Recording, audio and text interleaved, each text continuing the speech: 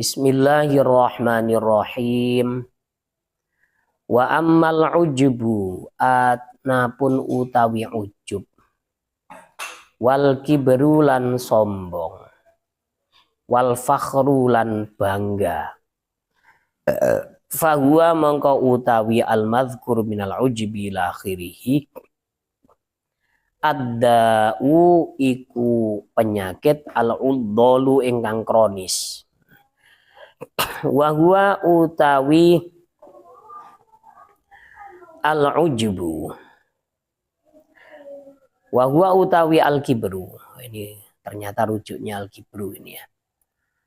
Nadhrul abdi iku ndeloke hambane Gusti Allah ila nafsihi maring awak dhewe ne abad bi'ainil izzi kalawan pandangan kemuliaan wal isti'dhami lan nganggep agung wa ila ghairihi lan maring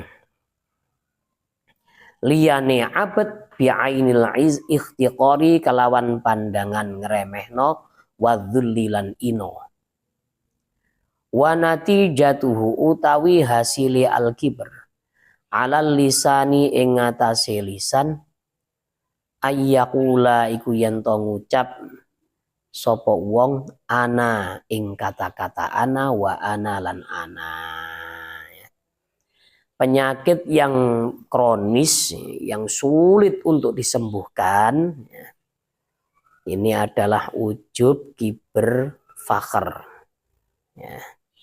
Ujub dengan kibr ini meskipun berbeda tapi ujung-ujungnya saling berhubungan.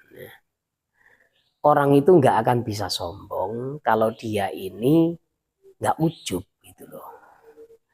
Misalkan ya, ada orang diberi kemampuan oleh Allah, diberi fadl oleh Allah, dia ini bisa melaksanakan sholat selama satu malam berapa puluh rakaat seperti itu ya, tanpa capek dan dengan khusyuk misalkan ya. Nah ketika ada kenikmatan seperti ini wa kullu dzi ni'matin maksud, setiap orang yang punya kenikmatan pasti ada yang iri, akhirnya datang setan ya. Luar biasa dirimu Dul, bisa sholat dengan khusyuk sampai puluhan rakaat selama satu malam. Wah, ini merupakan kenikmatan dari Allah yang tidak diberikan kepada orang lain. Nah ini kan ketika dia meladeni bisikan setan itu, itu aku gak iso. Kalau bukan saya tidak bisa. Ini ujub sudah datang ya. Nah, dari ujub ini ujung-ujungnya nanti apa? Muncul kibr. Ya. Ada orang lain apa? Nggak bisa seperti saya. Nah itu ya. Awalnya dari ujub dulu memang. Terus membanggakan diri. Ini memang apa ya? Penyakit yang sulit untuk ditangani, penyakit ini. Nah, setiap orang itu hampir semuanya sudah ya. Karena kalau sudah dapat kenikmatan itu kena ujub dengan kena kibr itu. Wala'iyadbillah ya.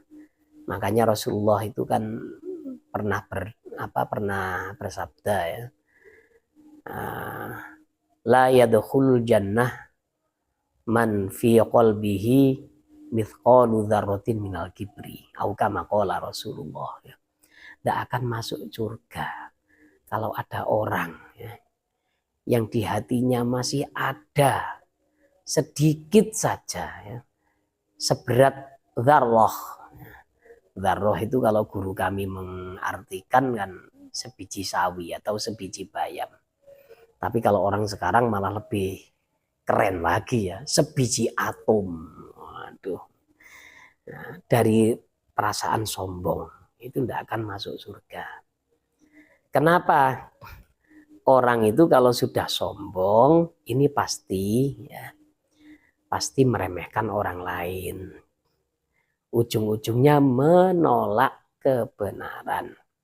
Makhluk yang pertama kali sombong itu adalah iblis, laknatullah alaih. Yang pertama kali sombong itu ketika disuruh untuk sujud kepada Nabi Adam. Ketika itu kan Azazil atau iblis ini ada di kumpulannya para malaikat. Memang suka berkumpul dengan para malaikat, kawannya. Bahkan malaikat itu heran melihat iblis. Iblis itu ahli ibadah. Di langit ini terkenal sebagai abid, ya. Di langit nomor sekian terkenal sebagai zahid. Ya. Dan iblis itu juga alim, ya. Luar biasa alimnya. Ya. Dan iblis juga pernah melihat Allah. Ya. Ketika itu sedang berkumpul dengan malaikat, kemudian diadakan cerdas cermat, karena malaikat ini sempat bertanya kepada Allah, kenapa membuat makhluk lagi untuk tinggal di dunia, untuk meramaikan dunia. Apakah nanti makhluk ini tidak membawa kebaikan? Bukankah sebelumnya itu membawa kehancuran di muka bumi? Akhirnya ditumpas oleh malaikat Jibril dan lain-lain. Nah, akhirnya dijawab oleh Allah, inni a'lamu ma la ta'lamun. Saya tahu apa-apa yang kamu tidak tahu. Kemudian Nabi Adam ini diberi bekal berupa ilmu mengenal nama-nama benda. Ketika cerdas cermat dengan para malaikat, kalah malaikat. Iblis itu ada di kalangan malaikat itu tidak bisa jawab juga. Semuanya lolo. Nah, ya, bukankah sudah saya katakan, saya lebih tahu ya, dari kalian. Akhirnya malaikat semuanya ya, tunduk dan patuh.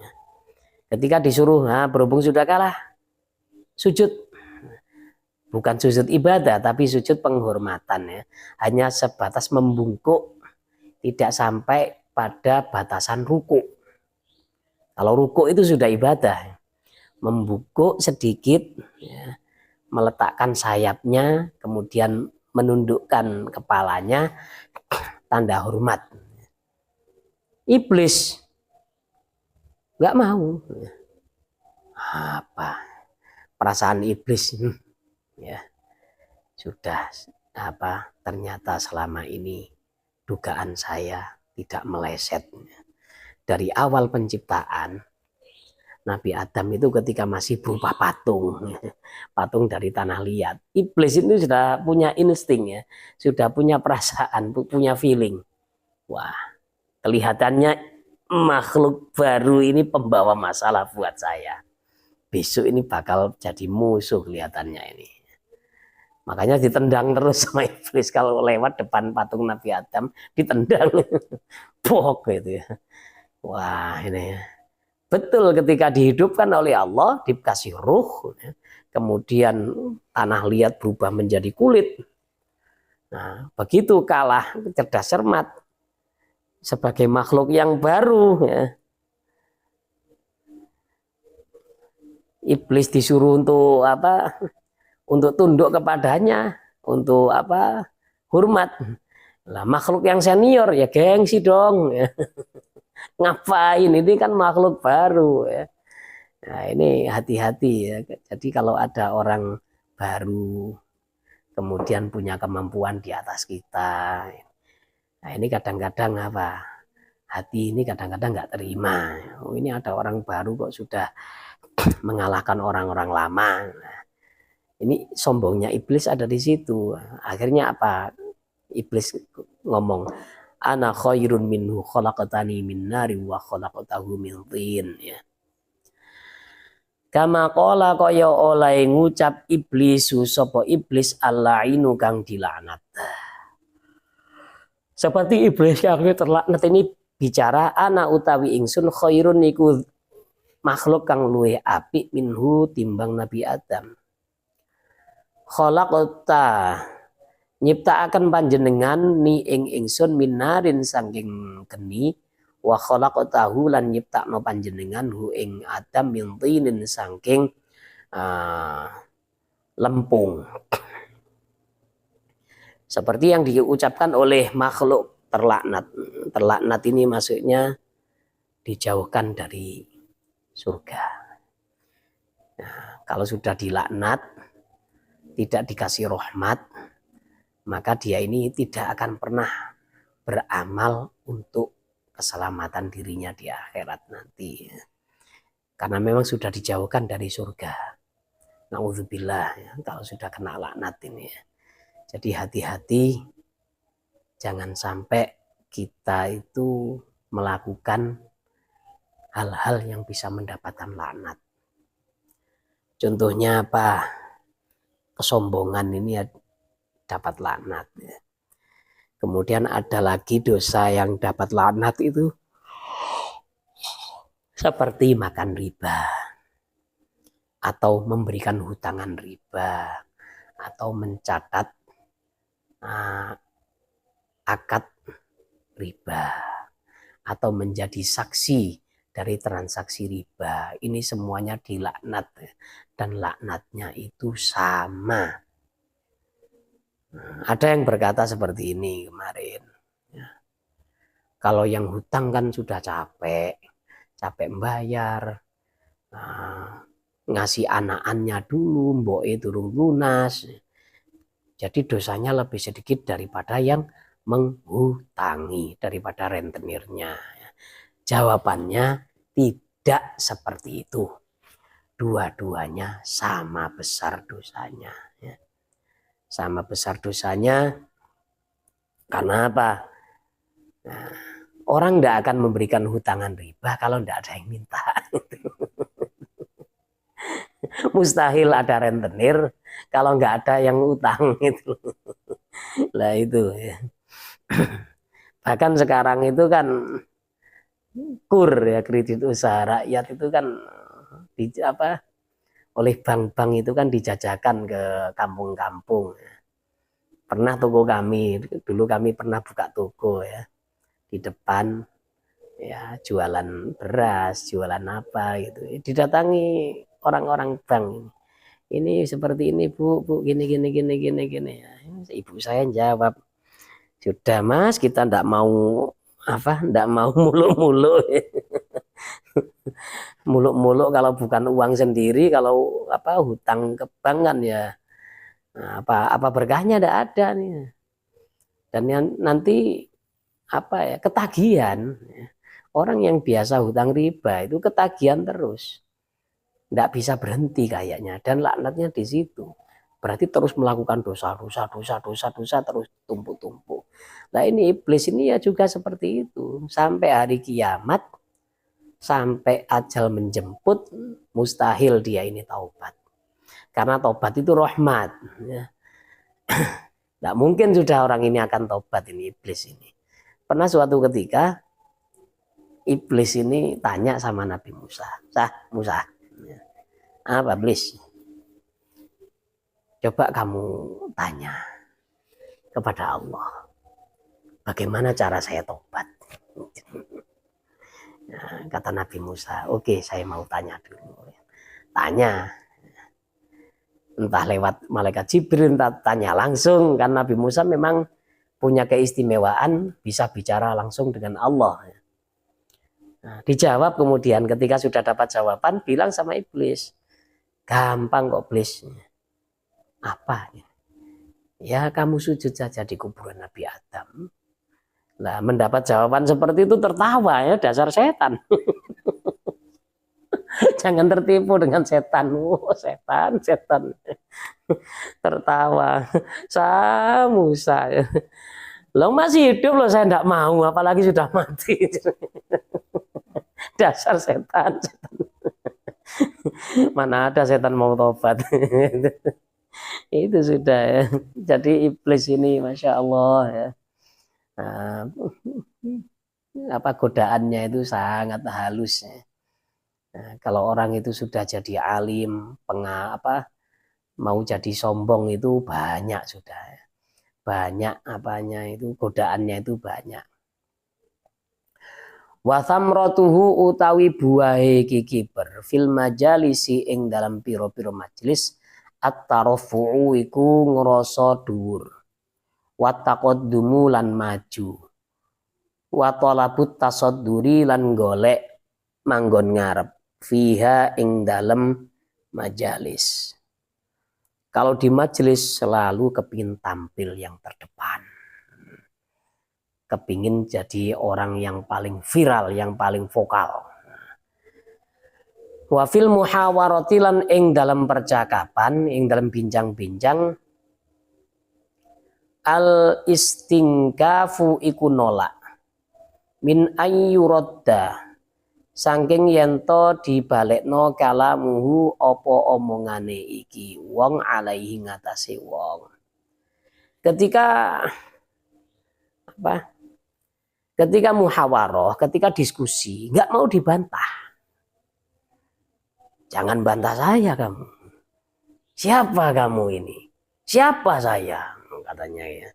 Kalau sudah bilang siapa saya, ya ini sudah mau apa? Sombongnya keluar dan dia juga gila. Karena apa? Sama dirinya nggak kenal. Siapa saya? Kalau sudah kayak gitu ya. Lah ini, aduh ya Allah ya, nggak mau dibantah, semuanya harus nunut, harus tunduk dengan, harus nunut dengan pendapat saya. Ini. Wal mutakabbiru utawi wong kang sombong huwa iku utawi al mutakabbir. Alladzi iku wong in wu'idha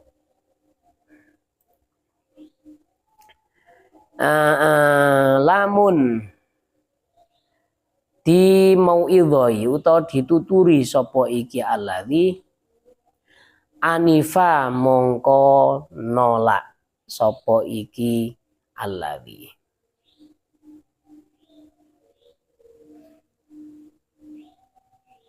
tidak mau menerima ya. Wa in wa'adha lan lamun nuturi sapa iki mutakab alladzi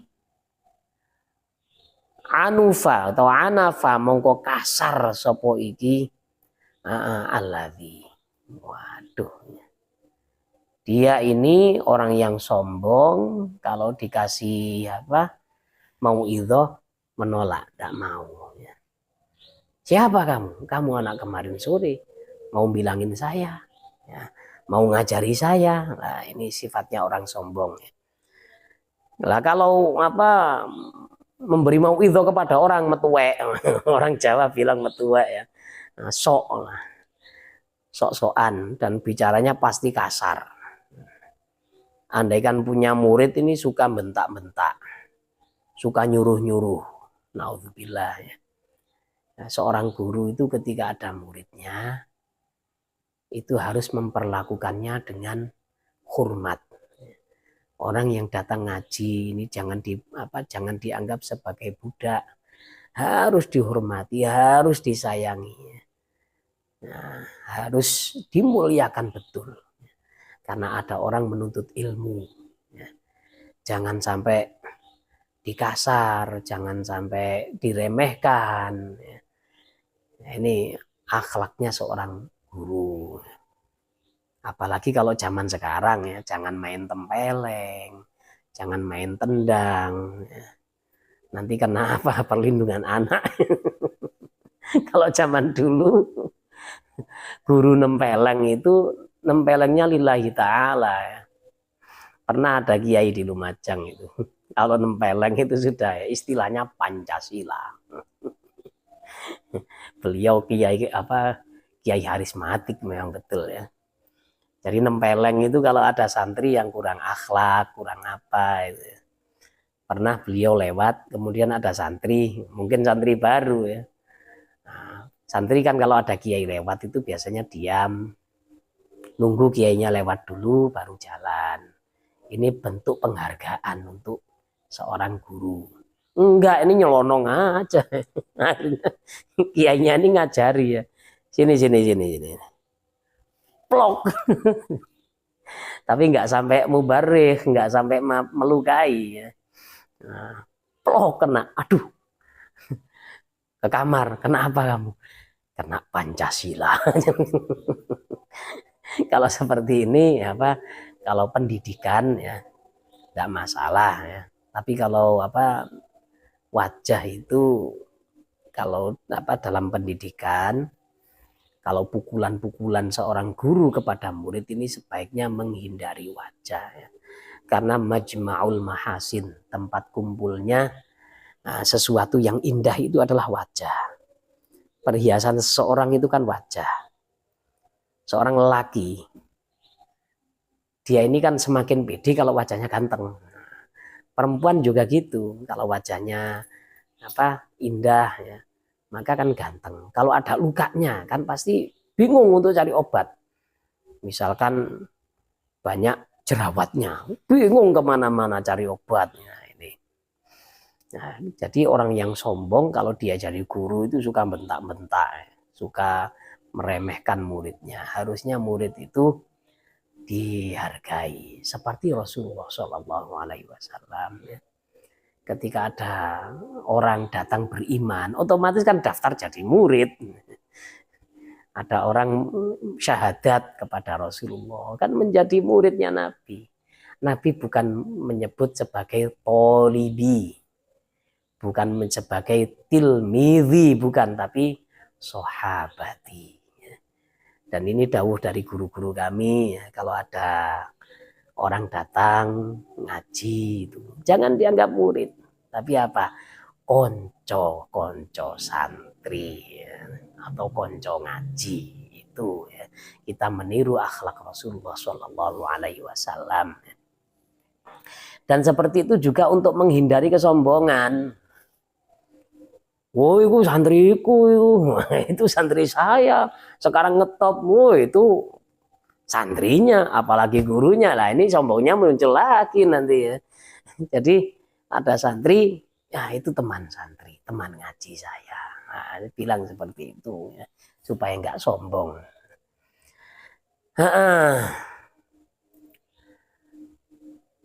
Fakulluman mongko utawi saben-saben wong ro'a ingkang ningali sapa man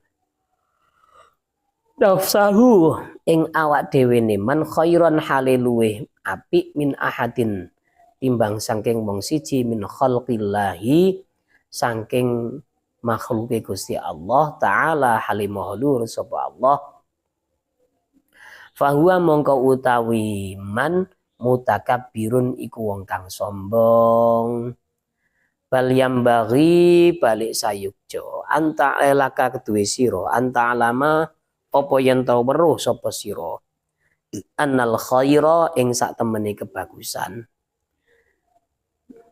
man iku wong huwa kang utawi man khairun iku bagus indallahi ing dalam sandingi Gusti Allah fi daril akhirati ing dalam umah akhirat. Wa dzalika utai mengkono-mengkono khairun indallah fi daril akhirah ghaibun iku gaib.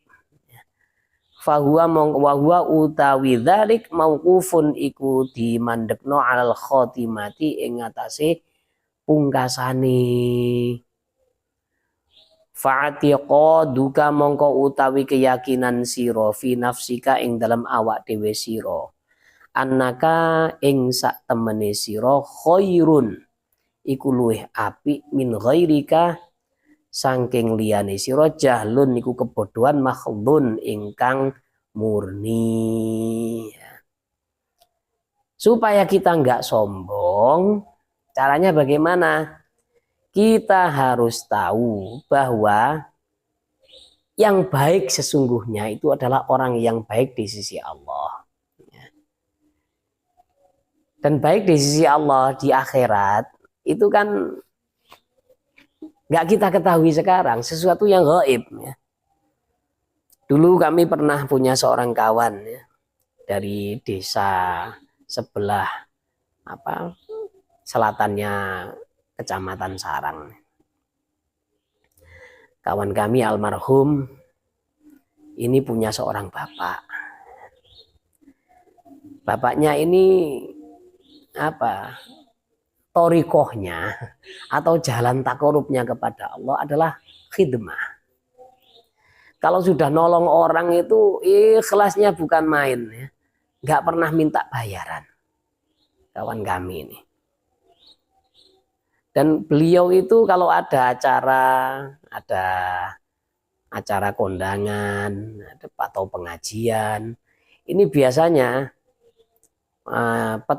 bertugas cari air. Karena di sana kan di daerah Sarang itu kan air kan memang tidak semudah yang di sini. Kalau di sini kan sumur orang gali 3 meter lebih itu sudah muncul sudah bersumber airnya ya. Jangan 3 meter, 2,5 meter itu sudah nyumber kalau di sini. Nah, kalau di sana ya dalam sekali. Akhirnya cari air entah di embung itu semacam telaga buatan Belanda dulu ya. Di daerah Lodan itu. Bapaknya kawan kami ini biasanya cari air.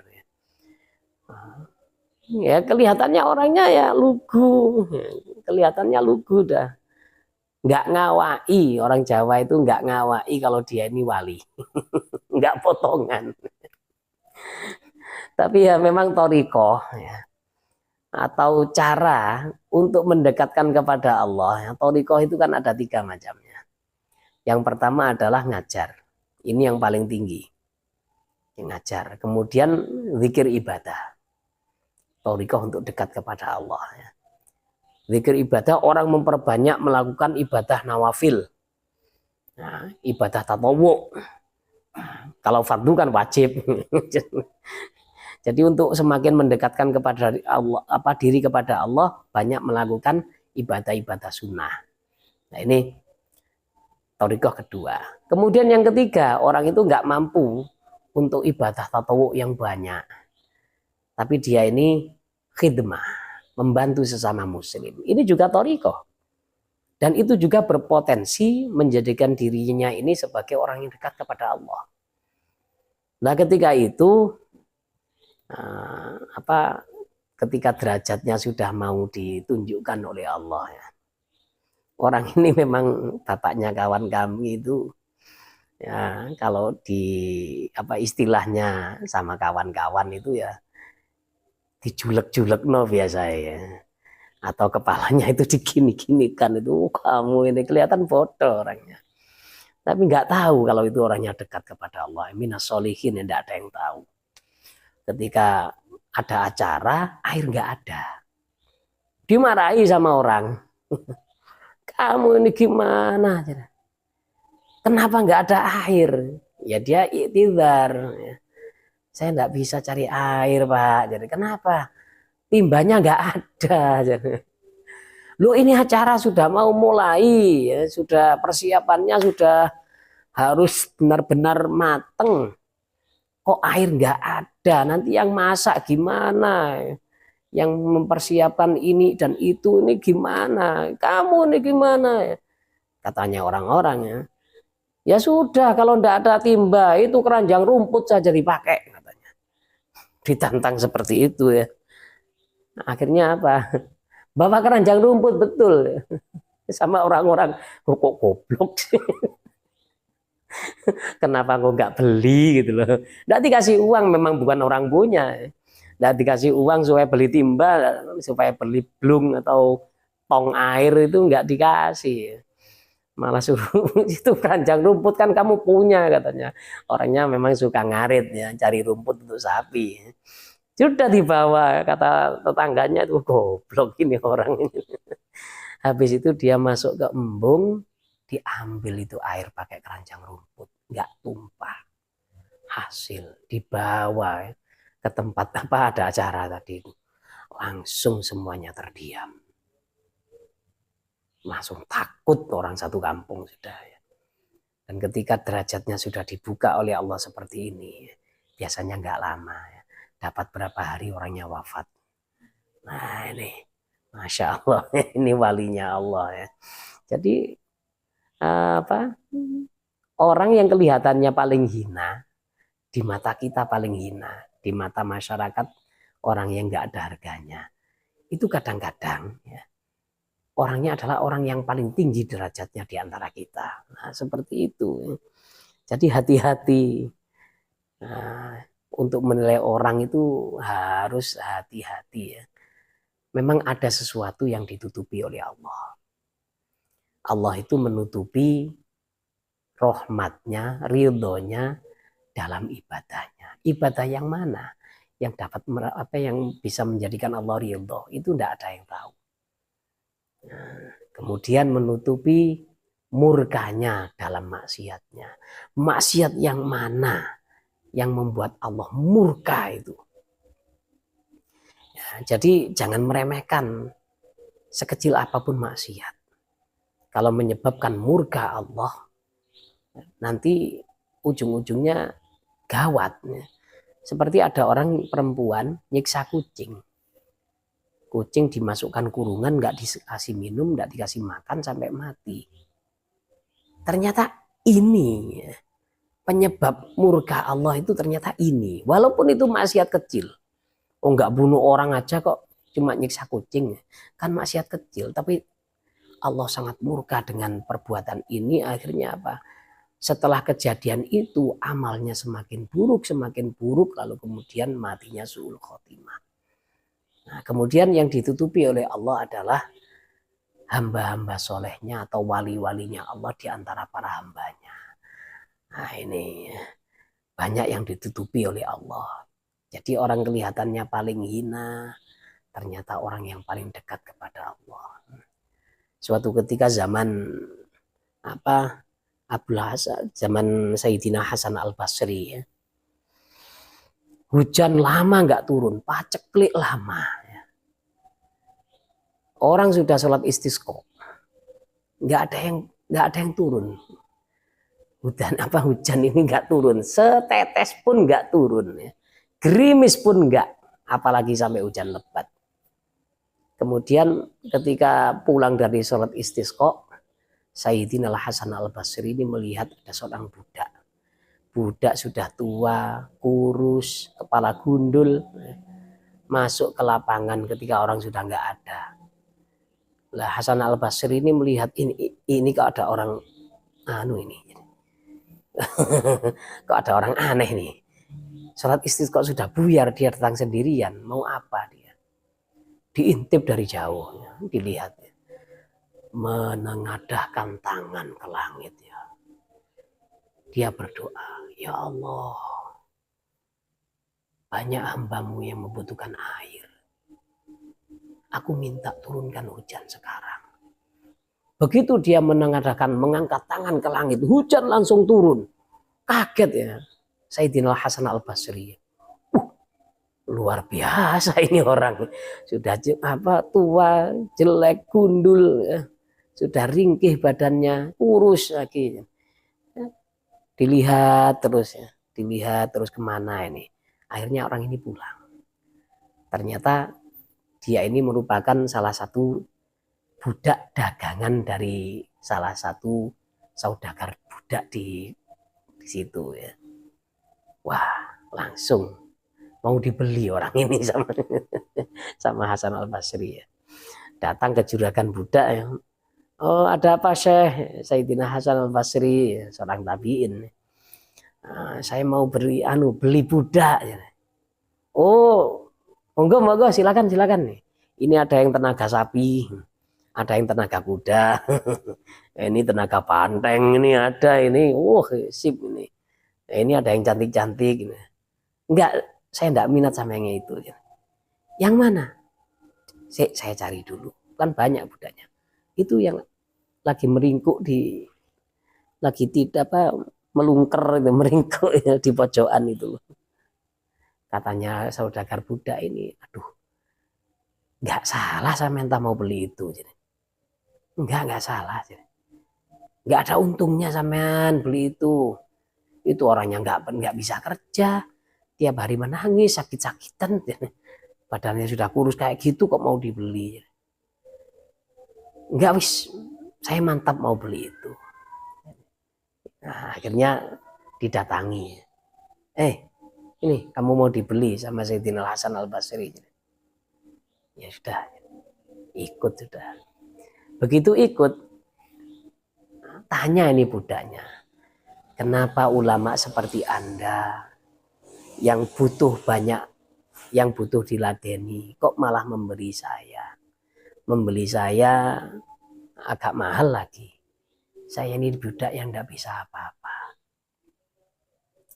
Lah ketika itu dijawab oleh Sayyidina Hasan, saya nggak minta khidmahmu kepada saya. Tapi saya melihat kau tadi di lapangan. Begitu engkau mengangkat tangan ke langit, hujan langsung turun. Selesai masalah kami. Langsung nangis ini orang ini. Berhubung Anda sudah tahu identitas saya, maka saya pamitan sekarang. Ya Allah, cabutlah nyawa saya. Mati seketika. Jadi itu ya, hati-hati jangan sampai merasa diri lebih baik ya. Banyak hamba-hamba yang lebih baik dari kita yang ditutupi oleh Allah Subhanahu wa taala ya. Kita akhiri dulu belajar bersama kita malam ini dengan doa kifarah majelis. Subhanakallahumma bihamdika asyhadu an la ilaha illa anta astaghfiruka wa atubu ilaik. Assalamualaikum warahmatullahi wabarakatuh.